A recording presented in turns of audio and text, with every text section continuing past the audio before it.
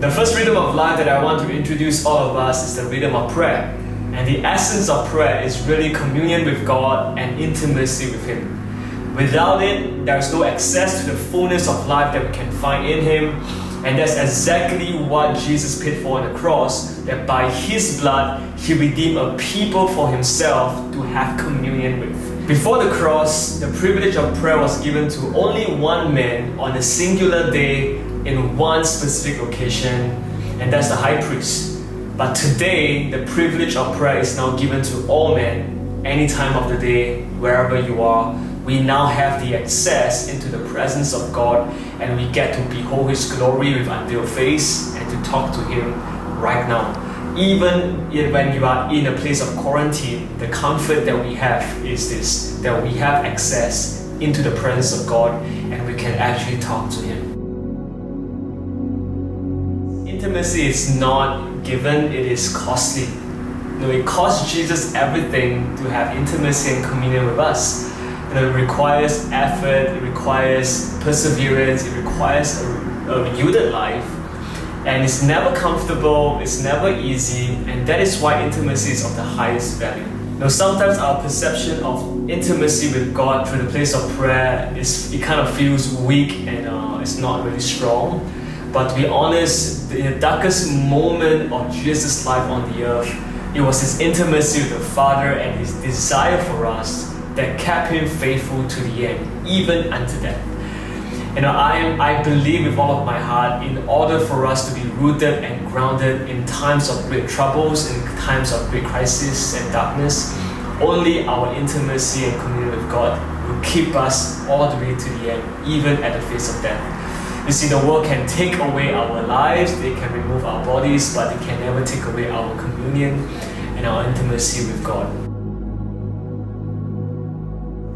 Friends, there's a real Jewish man with a real human frame right now in heaven. He is fully divine, he is fully human, and he has real emotions and real senses. And right now there's a prayer meeting in heaven that he's leading, that he's actually making intercession for you and for myself to become one with Him and the Father. Jesus is looking for hearts who will respond to His invitation to partner with Him to fulfill the purposes of God on the earth. And He's inviting us to live His life through knowing Him and to make Him known by becoming like Him. This will not happen naturally unless we are intentional in carving out time and space to behold Him, to inquire of Him, to wait on Him, and to just be with Him in the place of prayer. The purpose of the rhythm of prayer is really for the cultivation of intimacy with the Lord. It's about building into our life a rhythm where we can be deliberate and intentional in engaging the Lord in the place of communing with Him.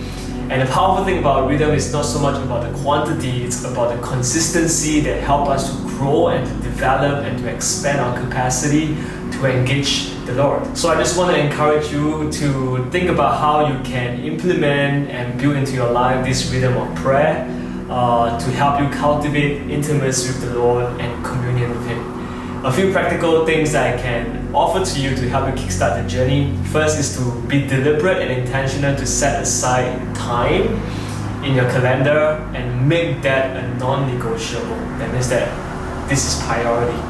And stick to it, and be consistent with it. Second thing is to start small and not be over ambitious, as small as maybe 10 minutes a day or 10 minutes multiple times a day, and begin to slot them in, be it like your lunchtime, your mornings, your night, and begin to have these pockets of time as short as 10-15 minutes, and let these 10-15 minutes become a place of growth for you, that from 10 minutes you can expand to 15, from 15 to 20. Again, the goal is not about quantity, it's about consistency.